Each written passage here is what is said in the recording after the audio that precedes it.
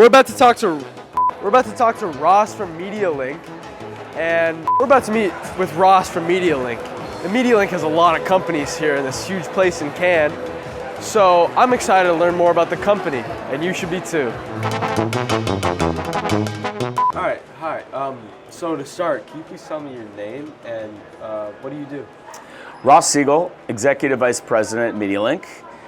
What do I do? It changes every day, changes every hour, but I'd say usually I try to be equal parts strategist, advisor, connector, occasionally therapist.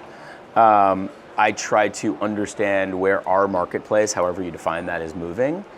I try to help my friends, many of whom are clients, and our clients, some of whom are friends, and navigate towards whatever goal that they have in the marketplace. And what is your company and what does your company do? We're from MediaLink. We're part of the talent giant UTA, which I'm very proud to be a part of. We like to think of ourselves at the nexus point between Madison Avenue, Silicon Valley, Hollywood, and Wall Street, which basically means we connect the financiers, we connect the content creators, we connect the technologists, and we connect the people that are paying for all this stuff, which tends to be the marketers.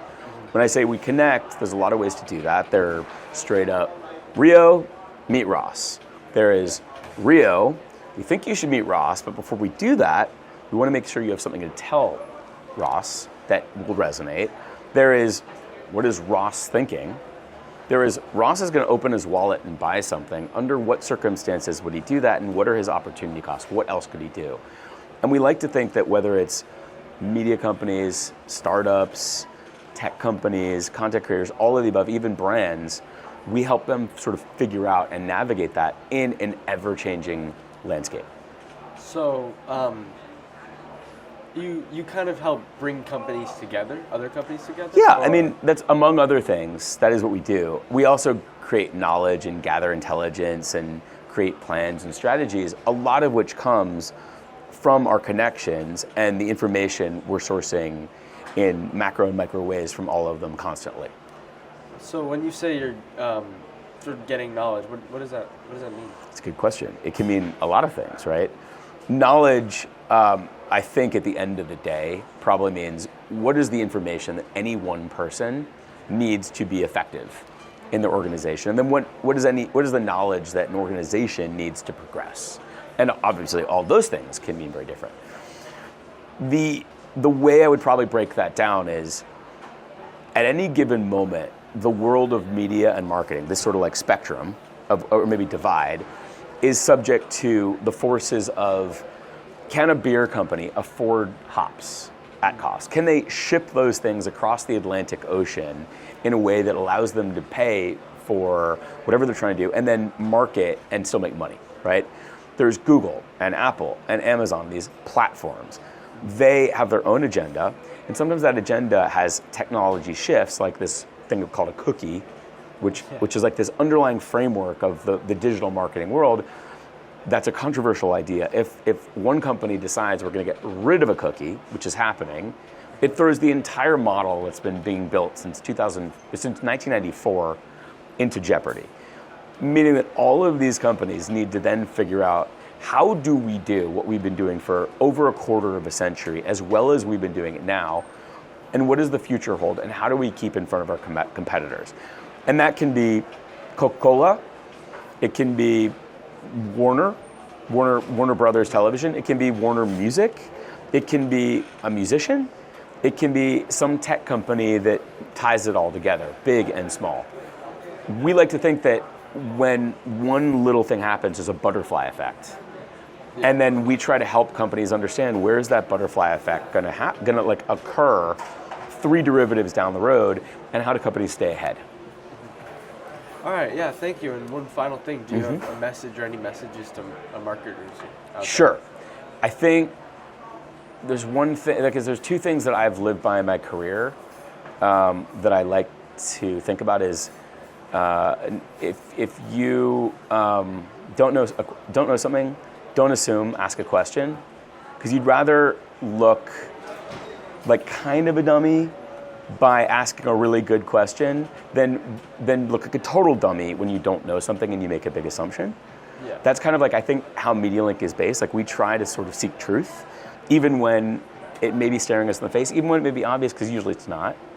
And the other thing is, I think that what I'm really proud of is that the people I work with care so much. And we care about the intellectual challenge of all this. We care about that puzzle that's dynamic.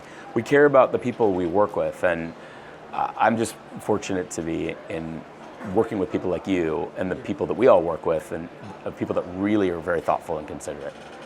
When I was a kid, which was a while ago, TV was this thing that you turned on and the content looked different. When I was 16, 15, would come home and watch MTV, which now just looks silly. It was like a bunch of videos that were kind of silly with music that was pretty silly. And we'd turn it on, and if you didn't like the video it was on, you would just sit there for 5 hours until you had that, like Guns N' Roses or a Nirvana video that came up. The commercials made no sense to me. And the reality is my parents didn't even let me watch TV, so I kind of had to sneak it on this big television that was a huge box, right? Now, I'm 45 years old. I've got 2 kids. I live in New York when I lived in California at the time. My TV is on my phone. It's not plugged in. If I don't want to watch something that I don't want to watch, I don't have to watch it. The ads I am in control of the ads that I see. I can tell Apple, I can tell whoever what I want to see. There's just good and bad, right? The good thing is I now can only be filled with content that makes me happy, that makes me excited. I can only see brands that I'm like, this is something I'd actually use.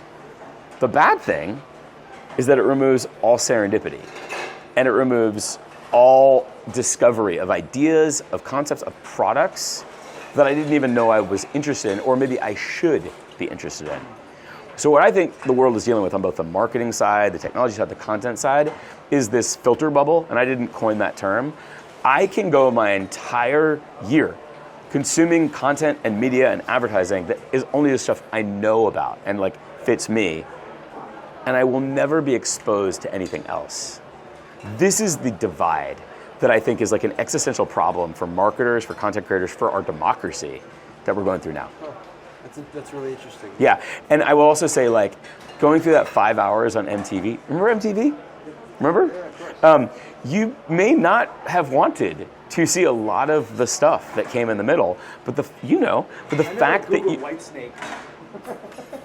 perfect example, right? Like when you have to be faced with these ideas that you don't necessarily want, you're faced with those ideas that you don't necessarily want. You have to grapple with that. It's a very, very strange universe right now where you can only be in front of ideas or products or things that you want to see. I mean, that is good and bad, but it is undiscovered territory. And it's like training us to only see things we want to see. Exactly. It's only training you to buy products that you've already bought. Yeah. It's only adding power to companies that already have power and making it harder to crack that. But I think even more than that, like, we somehow like it. Yeah. And why would any of us possibly like the idea of not hearing other ideas that might be uncomfortable or kind of boring? Yeah. But every one of us has been like, has heard about something, a book, a show, a product, just out of the blue that we loved. We are making it harder and harder to do that.